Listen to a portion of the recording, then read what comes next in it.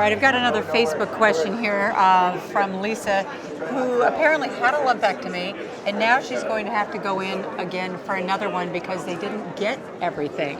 And, you know, I had a wonderful breast cancer surgeon, but I think it's just a natural thing to ask, did they really get it all?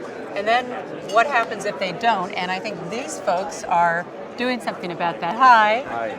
Hi, I'm Joan London. Hi, good to meet you. Gil Rosen. Gil Rosen? And Dr. Alice Police. Nice to meet you. Hi, nice to meet you, doctor. So this is a concern. I think it's almost like human nature after you have the lumpectomy, the tumor taken out, to ask, did they really get it all?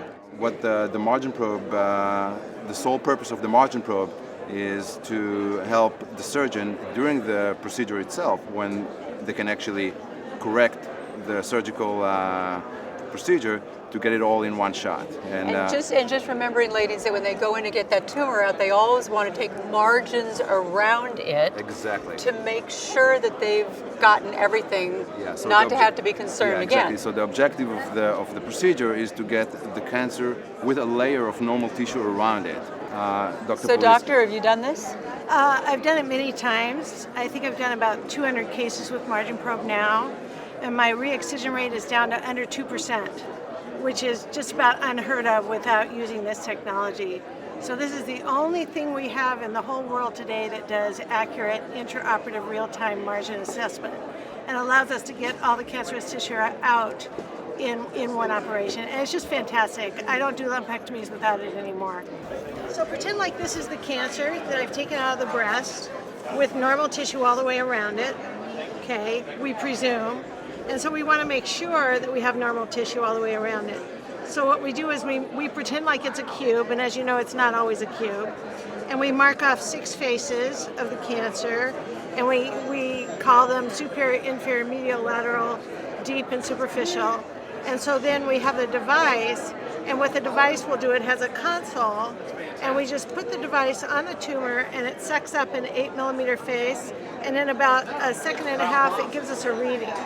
So the reading is 1 to 2 millimeters deep, which is all the margin you need. And then we repeat the readings on each face like this. So it only takes me in the operating room, it takes me about 5 minutes because I've done it so many times. And then we do it while we're waiting for pathology for the sentinel node, for example.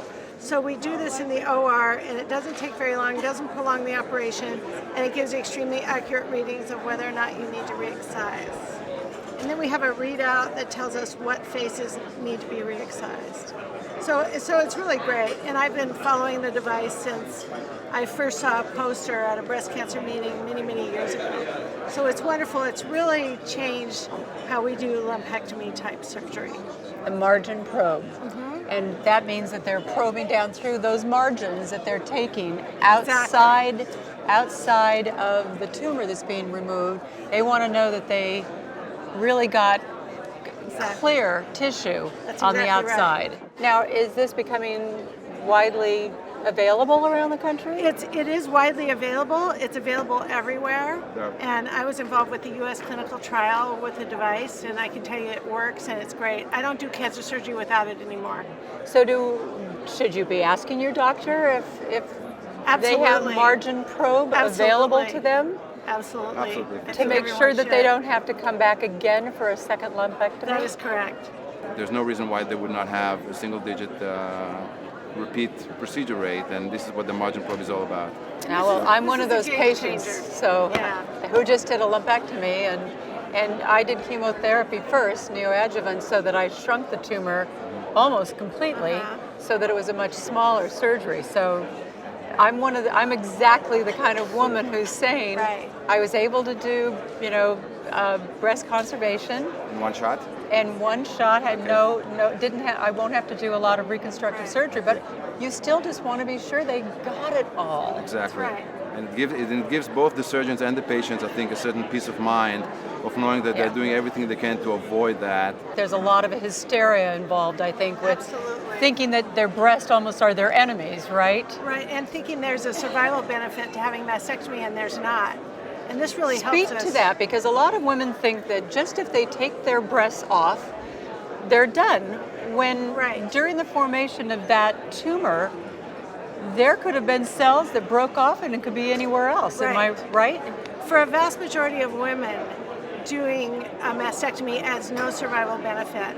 And the other problem is it really might delay the really important things like chemotherapy if they haven't had it up front, or it might delay their radiation therapy. Or having reconstruction and the complications of that might delay important oncologic treatments. So it's become more important than ever to do a really good, accurate lumpectomy at the first surgery. And this helps us do that.